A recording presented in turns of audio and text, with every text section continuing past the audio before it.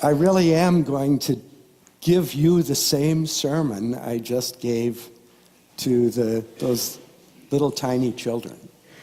And it's all based on the understanding that there is a call and response in God's relationship to us. And that's a theme, or that's a rhythm that pervades both the Old Testament and the New Testament, and quite frankly, the whole history of the church.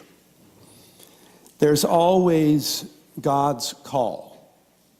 Wonderfully illustrated today in the first lesson, the call of Samuel.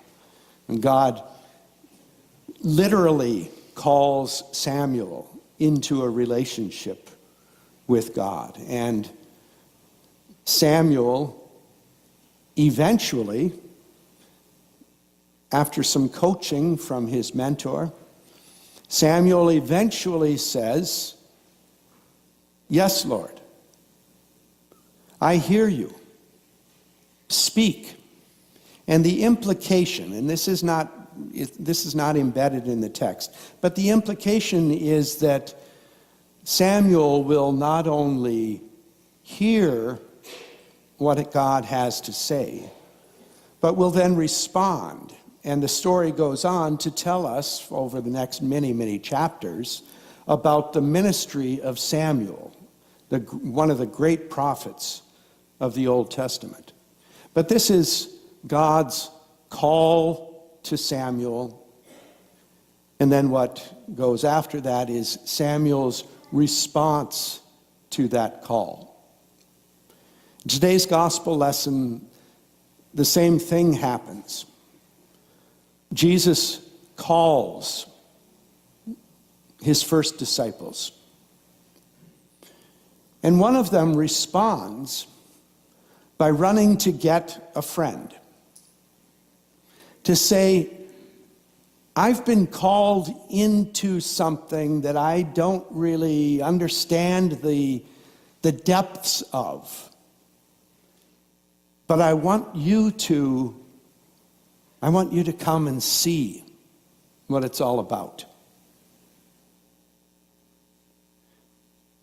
And Nathanael comes and becomes a disciple, pretty much on the spot. But what he doesn't realize, perhaps at the moment, is that what he's called to is a ministry that goes way beyond that moment, way beyond even the earthly life of his new master. Those first disciples of Jesus were called by him to call others into a relationship with him, to give their witness, to proclaim to the world around them how the love of Christ has changed their lives, how the experience of knowing oneself to be loved by God changed their lives,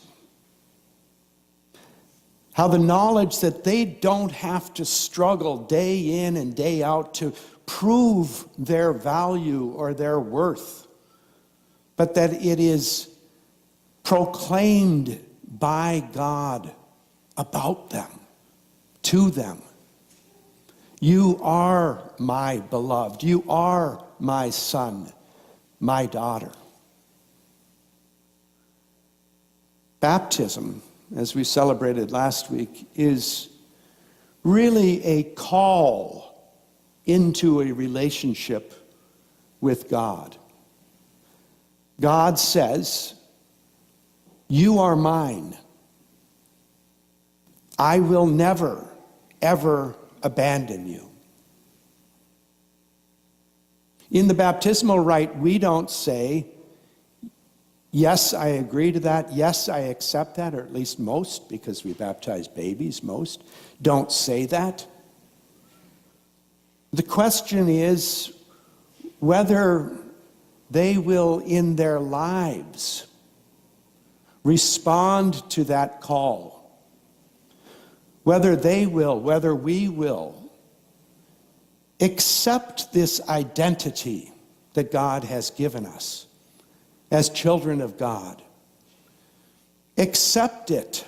Accept the call and respond in lives of love, of justice, of peacemaking, of reconciliation. I suspect that every one of you, well, I know that every one of you has your own reasons why you give up the opportunity to sleep in on Sunday mornings, and instead you come here to join with these other folks who make that same kind of commitment. There's something that we, and I definitely will include myself in this, something that we find in the gathered community, the community gathered around word and sacrament, something that we find that I hope is strengthening, is inspiring, is encouraging, is challenging, and is real about the way we live in the world in 2017. We're not trying to recreate the 1950s or the Reformation period or the apostolic period. We're struggling to figure out how it is that we live out our identity as children of God in 2018. Did I say 2017 before?